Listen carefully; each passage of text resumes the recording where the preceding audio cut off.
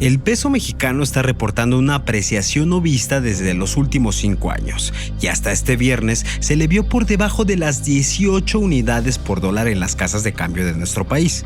Y obviamente, como cualquier tema que se pone sobre la mesa en la agenda mexicana en estos días, en donde cualquier cosa es blanca o negra, todos empezamos a politizar los motivos de esta situación, y comenzaron las dudas si la mejora de nuestra moneda es un logro del gobierno o no. La cuestión es legítima porque, claro, vemos la apreciación de la moneda en redes, pero en las calles el precio de los insumos básicos se encuentran por los cielos, motivo suficiente para que los opositores al gobierno federal argumenten que esta situación no significa que la economía nacional está mejorando. Y claro, la polarización viene a la conversación porque recordemos que hace casi 30 años, es decir, en 1994, la devaluación de nuestra moneda frente a su similar estadounidense comenzó a desmoronar la economía mexicana, perdiendo así su valor hasta un 50% sin que pudiera contrarrestar su golpe. Pero ahorita vamos a eso. Por ahora es necesario abordar cuál es el panorama y si esto será un buen augurio para la moneda nacional, la cual tuvo un fuerte golpe en la pasada administración federal, donde terminó rozando hasta los 21 pesos por cada dólar. Yo soy José Guadalupe Ríos y en el episodio de hoy queremos saber qué ocasionó la apreciación del peso, qué beneficios serán para la economía mexicana y sobre todo cuánto durará este panorama.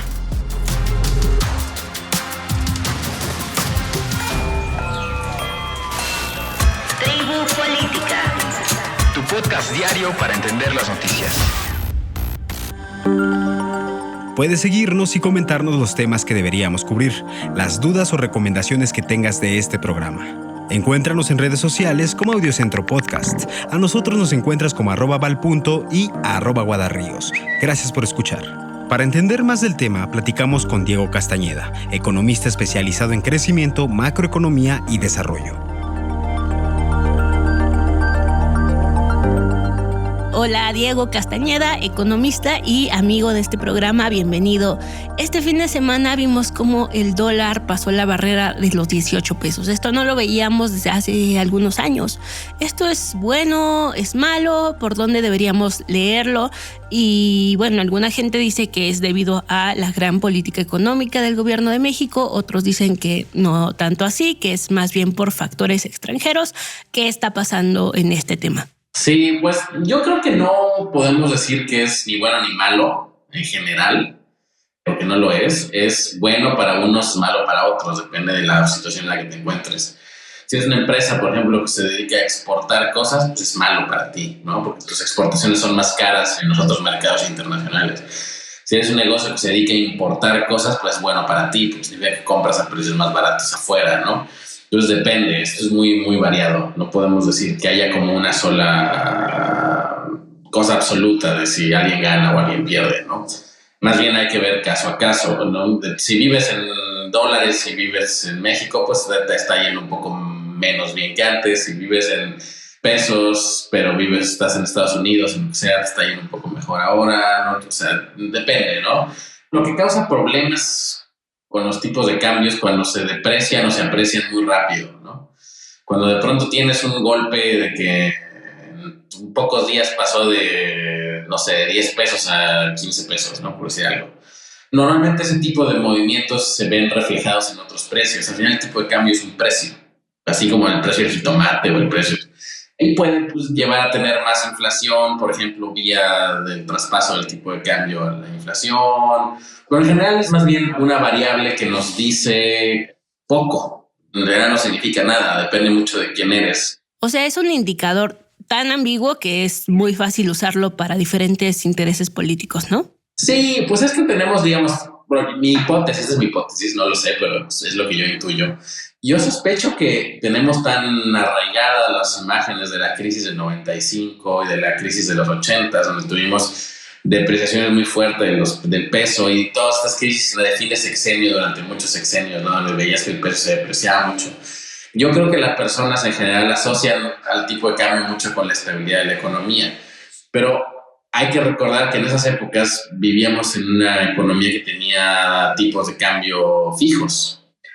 Necesariamente cuando había ajustes tenía que haber devaluaciones. Eso desde la crisis del 95 básicamente ya no existe, ¿no? Que es, ahora tenemos tipos de cambio flexibles que se ajustan conforme la demanda y oferta de pesos en el mercado va cambiando, ¿no? Entonces realmente ya no tiene ese impacto que tenía antes el tipo de cambio en la economía mexicana.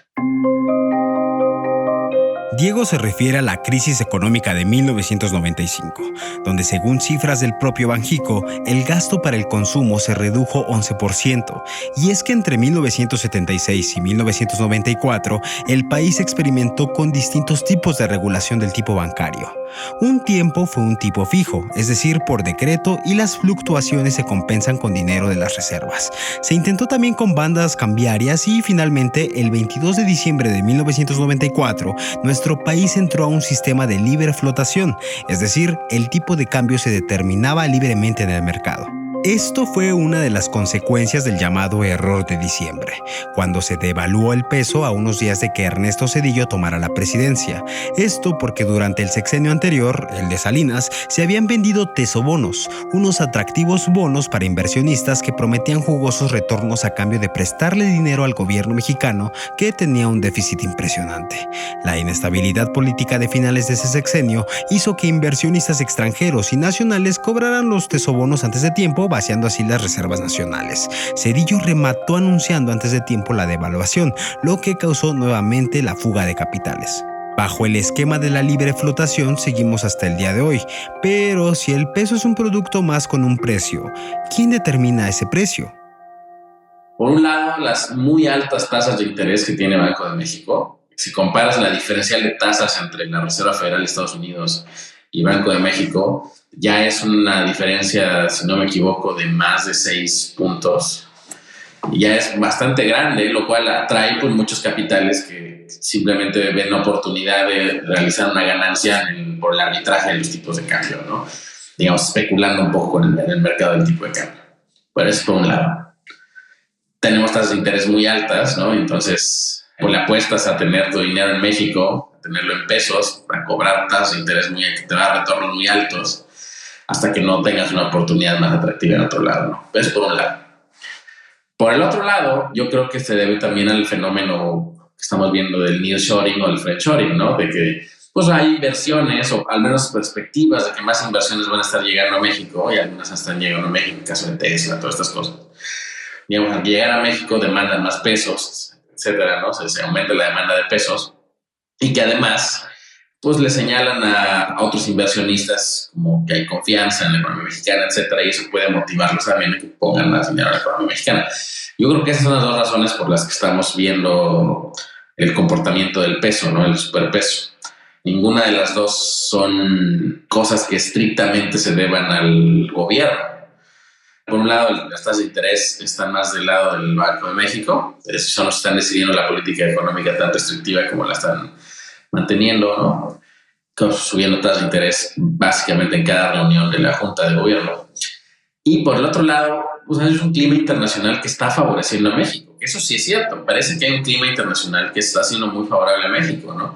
Entonces, en la medida en que el gobierno básicamente no haga una tontería demasiado grande, va a haber este efecto, digamos. Ayúdanos a entender por qué el Banco de México está subiendo tanto las tasas de interés.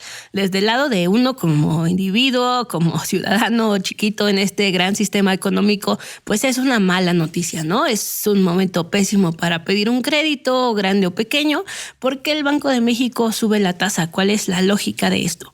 La razón es porque tenemos una tasa de inflación muy elevada. Más o menos andaba rondando el 9%, si no me equivoco. Y digamos, las herramientas que tiene el Banco de México para luchar contra la inflación son muy limitadas, ¿no?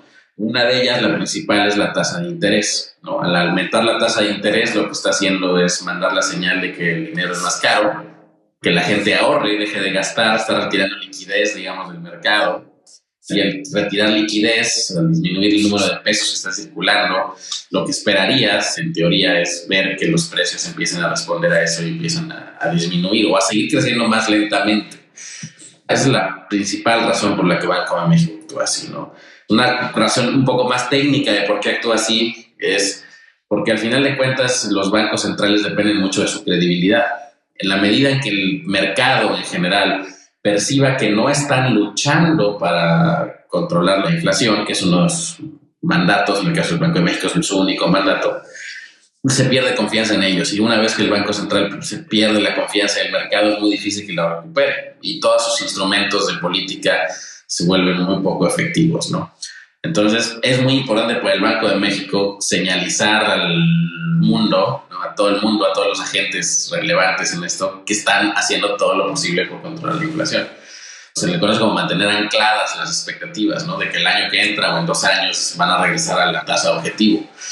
Y esa es la razón fundamental, me parece, que está detrás de por qué siguen subiendo las tasas. ¿Y qué crees que debería hacer el Banco de México? La verdad es que el Banco de México está en una posición difícil, ¿no? Yo no quisiera ser el que tenga que tomar decisiones en esa junta porque, digamos, son criticados pase lo que pase. Si suben las tasas de interés, lo que están haciendo es alentar la economía en general, ¿no? Hay un riesgo de que puedan alentarla tanto que lleguemos a tener una recesión en la economía mexicana por tener tasas de interés tan altas, restringir tanto la actividad económica, pero pues al final están haciéndolo por combatir la inflación. Si no lo hacen, la crítica va por el otro lado, no están haciendo suficiente y la inflación sigue creciendo, ¿no? Entonces, digamos, pase lo que pase, los van a criticar.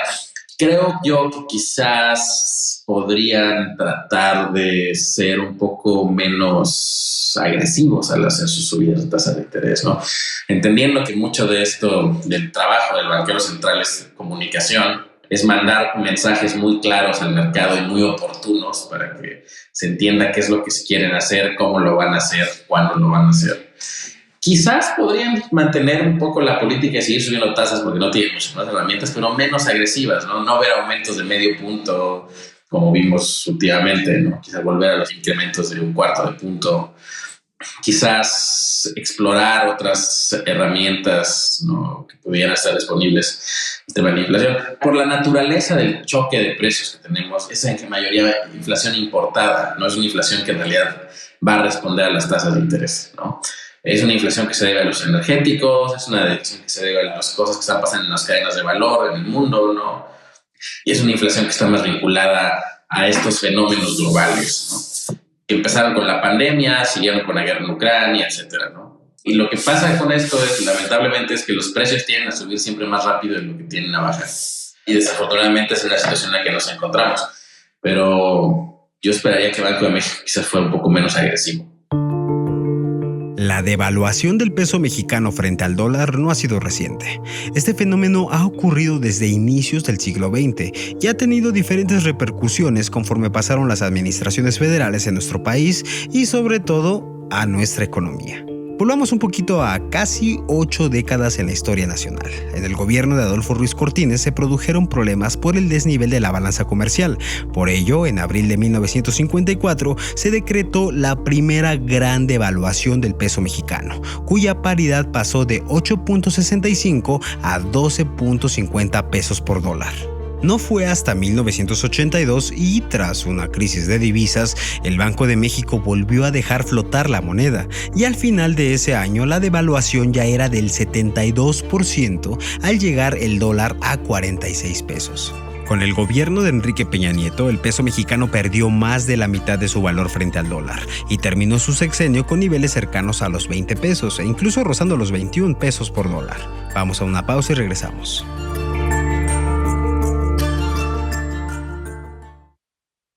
Estamos de regreso con el economista Diego Castañeda. Hace ratito estaba yo leyendo una columna donde quien la escribe recuerda que el dólar no estaba en 18 pesos desde 2018, pero que según él subió drásticamente a 20, 21 pesos tras el anuncio de la cancelación del aeropuerto de Texcoco. Hoy se habla de la apreciación del peso, en parte por el anuncio de Elon Musk de instalar la fábrica de Tesla en México. ¿De verdad este tipo de anuncios tienen ese poder? Tienen hasta cierto punto bastante poder, pero depende mucho de quién sea el que hace el mensaje. Digamos, en la parte del aeropuerto yo no le atribuiría a la cancelación del aeropuerto ese efecto tan dominante sobre el tipo de cambio. Es más el efecto de Trump. Cuando empezó con de que se va a cancelar el Tratado de Libre Comercio y todas estas cosas, la guerra comercial con México, bla, bla. Cuando empezó a pasar todo eso fue cuando realmente vimos el tipo de cambio deslizarse a la baja muy, muy rápidamente. Si recordamos, más o menos ahí por el de 2016, el tipo de cambio todavía estaba como en 13 pesos por dólar, algo así. Y ese cambio que se fue como hasta de los 13 a los 18 pasó básicamente en los últimos 2 años del sexenio de Peña Nieto, justo cuando empieza, digamos, el bombardeo de Trump, la insistencia de Trump con que si México iba a pagar el muro sobre si que el Tratado de Libre Comercio era malo, etcétera. Más bien, esos son los anuncios que sí le pegaron muy fuerte. ¿Por qué? Porque es la economía de Estados Unidos. Él, entonces, candidato, después presidente de los Estados Unidos, diciendo eso. México es una economía que depende enormemente de Estados Unidos. Después, digamos, en el transcurso ya del sexenio de López Obrador, sí hemos visto, se siguió depreciando un poquito, pero pues son más bien cosas, la pandemia, digamos, el golpe fuerte ocurrió con Trump. Ahora lo de si Elon Musk que decide que sí, se va a invertir en Monterrey, etcétera, pues sí, tiene un efecto, debe tenerlo. Lo hemos visto en otras cosas, ¿no? Con el Bitcoin, cosas así. Pero no eso es lo que explica lo que está pasando, digamos, ¿no? Ya veías un peso mucho más fortalecido desde varias semanas atrás. O sea, bajarle los últimos 5 centavos al dólar no te explica el que ya había bajado como otro $1.50 en las últimas 2 o 3 semanas, ¿no? Que eso más bien está vinculado al tipo de cambio, a las inversiones que sí están llegando más a México, saliéndose de China, etcétera, ¿no? Por el contexto global de la guerra en Ucrania, el contexto de la disputa comercial entre Estados Unidos y China, etcétera. Diego, además hay un mercado de gente que invierte pues grandes cantidades de dinero en monedas extranjeras, ¿no? ¿Cómo funciona este mercado? Son inversiones de cartera, una de las formas que se les llama, son inversiones especulativas.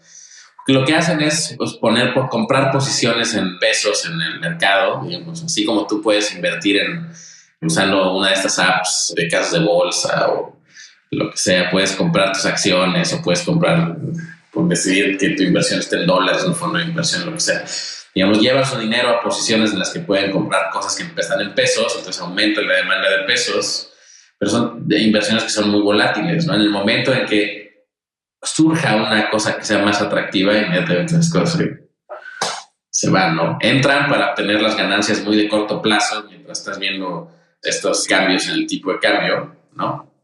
Y en el momento en que de pronto, no sé, Estados Unidos sube la tasa de interés 3 puntos más, por decir algo, y se reduce la diferencia entre México y Estados Unidos en la tasa de interés, entonces quizás dicen, te volvió más atractivo Estados Unidos ahora y se van otra vez para Estados Unidos, ¿no? Y también está el tema de las remesas, ¿no? Que hay comunidades enteras, bueno, municipios enteros, vaya, que dependen de estas y ahorita estamos en récords históricos de remesas. ¿Cómo afecta el tipo de cambio en estos momentos? Además de la tasa de interés del Banco de México, además del offshoring o nearshoring, friendshoring, perdón, de las inversiones que vemos, también las remesas, el crecimiento de las remesas obviamente aumenta porque al llegar a México se convierten en pesos y es parte de lo que ha ayudado a que el peso se fortalezca tanto en los últimos tiempos. ¿Cómo nos afecta? Pues nos afecta en la medida que sus dólares alcanzan para menos ahora, ¿no? Hace 6 meses con $1 se compraban algo que valía 20 pesos, ahora con $1 se compra algo que vale 18 pesos, ¿no? O sea, ya perdieron ahí 2 pesitos de poder de compra. Digo que no es como que va a alterar dramáticamente su calidad de vida, pero si lo agregas en el tiempo, si lo agregas en cantidades muy grandes, de pronto, pues no sé, $1,000 eran 20,000 pesos, ya son 18, ya son 2,000 pesos, ¿verdad? $10,000 eran 200,000 pesos, ahora son 180, ¿no? Entre más grande sea lo que recibes de remesas, más grande se va a sentir el cambio. Siempre el tipo de cambio en México se usa políticamente, si deprecia mucho o se aprecia mucho, siempre es bueno o malo. Cuando se aprecia mucho, se presume mucho. Cuando se deprecia mucho, nadie quiere hablar de eso y cuando se habla es más bien para atacar al gobierno en turno, etc. Yo creo que sería muy prudente que nos diéramos cuenta que ya no vivimos en 1995. Y el tipo de cambio flota, el tipo de cambio ya no es un tipo de cambio fijo, ya no crea los problemas que se creaban antes, ya no existen las devaluaciones. Ya no se devalúa el peso, nunca se ha devaluado desde entonces. No, lo que tenemos más bien son ajustes cambiarios que no tienen el menor impacto en la economía de las personas, al menos de que sean muy desordenados, ¿no? Que de pronto veas el tipo de cambio pasa de 18 a 38, ¿no? Así de un día para el otro, ¿no? Eso sí, te puede generar un choque porque aumenta la inflación mucho, por ejemplo. Pero si pasa como están pasando ahora, que a lo mejor baja 5 centavos o 6 centavos y luego otra vez se sube otros 5 o 6 centavos y a lo mejor se regresa 20, 30 centavos y otra vez sube 10 centavos. Y ese tipo de cambios no son cambios que realmente nos indiquen que esté pasando nada ni bueno ni malo en la economía. No hay que ver más allá de eso. Hay que tratar de entender las cosas que causan esos movimientos. Habrá que estar al pendiente sobre el tipo de cambio que se acerque en los próximos días, pero tampoco debemos fiarnos sobre ese panorama como el único estabilizador económico de nuestro país. Como bien decía Diego, nuestro invitado de hoy, existen factores que rodean a la moneda extranjera para afectar o beneficiar a nuestra economía, como es el caso de las inversiones y las remesas. La situación no solo se queda en lo político, sino que es un panorama en el que influyen distintos rubros nacionales e internacionales que afectan los movimientos monetarios del peso mexicano. Para entender cómo la economía se encuentra enraizada con otros fenómenos de la sociedad, te recomendamos escuchar nuestro episodio Cómo el crimen afecta a tu bolsillo. Sobre el nearshoring y la llegada de Tesla a México, puedes escuchar nuestro episodio dedicado al tema. Te dejamos los links en la descripción. Tribu Política es producido por Audiocentro, escrito y conducido por Valeria Ríos y José Guadalupe Ríos, editado por Eric e Iván González con la producción ejecutiva de Luisa Cantú y Javier Martret.